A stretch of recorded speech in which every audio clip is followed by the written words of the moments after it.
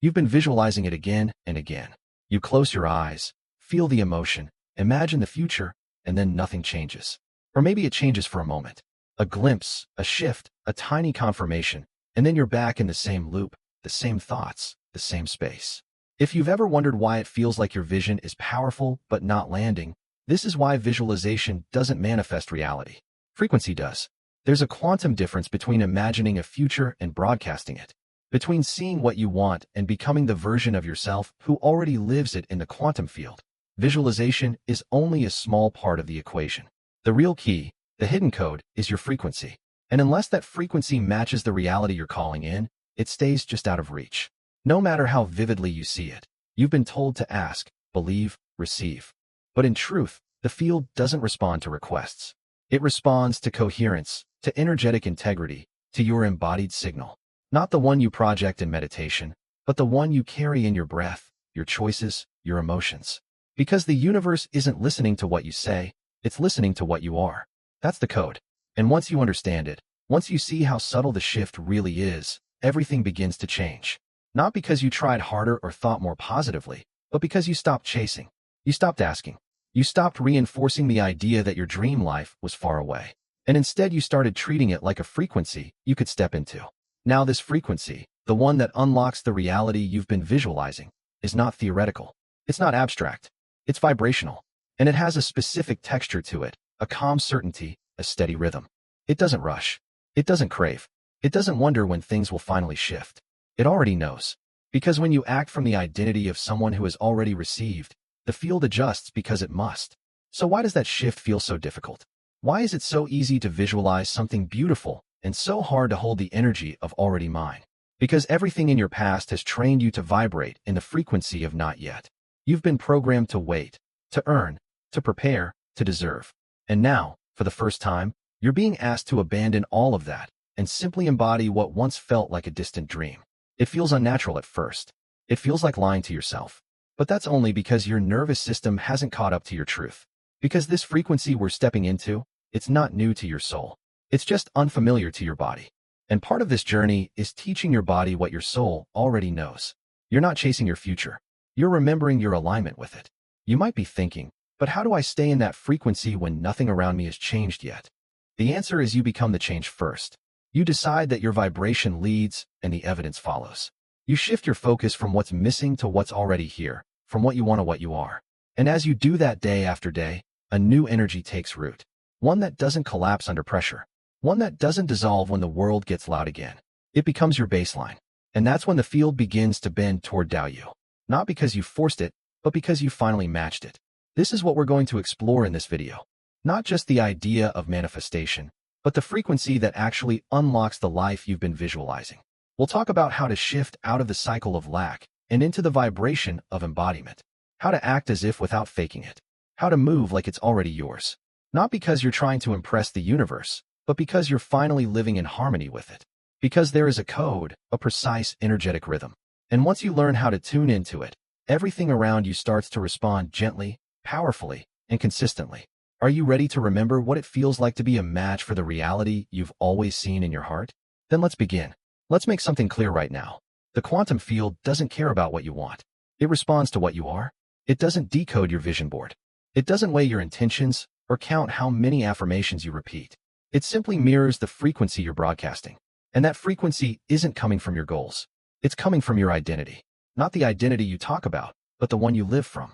The one that shapes how you walk into a room, how you react to silence, how you carry yourself when no one's watching.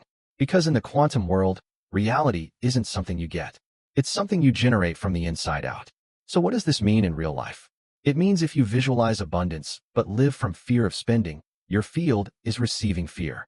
If you visualize love, but reject compliments or push intimacy away, your field is registering resistance. If you visualize expansion, but speak about your life like you're stuck, your field believes you because the field doesn't interpret your dreams. It reads your coherence. This is why so many people feel frustrated on the manifestation path. They're doing everything right. Meditating, journaling, scripting, visualizing, and still things don't land. Why? Because their thoughts and emotions aren't aligned. They're trying to manifest from the mind while the body is still signaling fear, unworthiness, or survival mode. The result? Mixed signals. and the quantum field mirrors that static. Now, here's where the shift happens. When your thoughts, your emotions, and your actions say the same thing, the field has no choice but to reflect that back. This is called coherence. And in that state, your frequency becomes stable, strong, magnetic. That's when reality starts to rearrange itself. Think about it this way. Desire without identity is just noise. But when your identity and your desire merge, your signal becomes pure and the field doesn't respond to desire. It responds to certainty. So how do we step into that certainty? Especially when there's no evidence yet. You create the evidence. Not outside you, within you. You begin showing up as the version of yourself that already lives the reality you've been visualizing. You stop waiting to feel successful and start dressing, speaking, walking like someone who is, not because you're faking it, but because you're remembering who you actually are beneath the doubt. Neville Goddard called this living from the end. Joe Dispenza calls it firing and wiring new patterns in your brain and body. Greg Braden refers to it as emotional coherence, but the essence is the same. You stop trying to become and start being. That's the quantum frequency we're talking about. It's not something you chase. It's something you choose to inhabit again and again until your nervous system gets used to it. Until your self-talk stops sabotaging it. Until it becomes so natural, you can't even remember what it felt like to vibrate in lack. And yes, it takes courage because stepping into that version of yourself before the world reflects it back can feel lonely, disorienting, and even fake at first. But that's just your past identity trying to protect its place in your energy field. Let it be there. Acknowledge it, but don't let it drive. You're the signal now. You become the calibration point. You become the source of the shift, not the result of it. You become the reality. This isn't about faking confidence. It's about finding the frequency of already being and living from that. It's about training your system to feel safe in the space of enough. Because when your subconscious feels safe, your energy expands. And when your energy expands, the field responds. So if you've been trying, forcing, looping would not let that go. You're not here to work harder for your dreams. You're here to recognize that the version of you who already lives them isn't far away. It's just on a different frequency, a more stable one, a more embodied one. And that version, it already knows how to move, speak, decide, and feel like it's done. Because for them, it is. Let's go meet them. We've reached the part that most people misunderstand, and it's where everything truly shifts. Acting as if. Those two words have been misunderstood, oversimplified, even mocked. Because on the surface, they sound like pretending, like forcing, like you're putting on a costume and hoping the universe buys it. But in truth, acting as if is not pretending. It's frequency training. When you act as if it's already yours, you are aligning your body with your desired signal before the world gives you permission. You're not waiting for proof. You're becoming the proof. And in doing so, you're sending a clear, steady message to the field. I'm ready. I've arrived. Match me. This is not easy because your environment might still reflect the old you. Your bank account might still echo scarcity. Your relationships might still mirror older patterns. And yet, you're being asked to act from the new frequency. Anyway, why? Because that's how energy collapses into form, not through waiting, through identity. So how do you do it? Start small. You don't need to overhaul your life. You need to change the way you move through it, the way you speak about yourself, the way you hold your posture, the way you respond when something beautiful happens. Do you receive it fully or question if it's real? Every one of these micro movements tells the field what you believe you deserve. If you were already living your highest reality, how would you wake up tomorrow morning? What would you wear even if no one was watching? How would you breathe, eat, walk, speak? This isn't about aesthetics. It's about energetic posture. Would you still shrink your energy in certain rooms? Would you still apologize for your truth? Would you still abandon your intuition just to maintain harmony? Or would you begin choosing like someone who trusts themselves deeply? Like someone who no longer needs to get the thing because they've already become the version of themselves who has it? You see, when you shift your signal, everything downstream begins to adjust. That's why some people call this quantum shifting because your choices, subtle as they seem, act like pebbles dropped into the field, creating ripples far beyond what your eyes can see. So instead of asking, when will it happen? Ask, how would I move today if I knew it already had? This is where your behavior stops being reactive and starts being magnetic. When your words, tone, and presence begin to match the reality you've been visualizing, you're no longer trying to attract something. You're simply embodying the version of you that's already in alignment. And here's what's wild. You'll notice the field starts responding. People treat you differently. New ideas arrive. Coincidences line up. Not because the universe suddenly favored you, but because your signal got strong enough to pierce through the noise. You stopped leaking energy into someday and started embodying. Now this is coherence. This is how manifestation actually works. Not by begging or scripting or manifesting harder, but by becoming the signal your future self already lives from. And yes, the mind will try to interrupt. It will say, but we don't have that yet. It will ask, aren't you afraid you're being unrealistic? That's not your truth. That's your past trying to keep you small. Let it speak and then keep going. Because this isn't about convincing anyone else. It's about training your field to believe what your soul already knows. So today, speak one sentence like it's already done. Make one choice like you're already there. Take one step like it's already yours.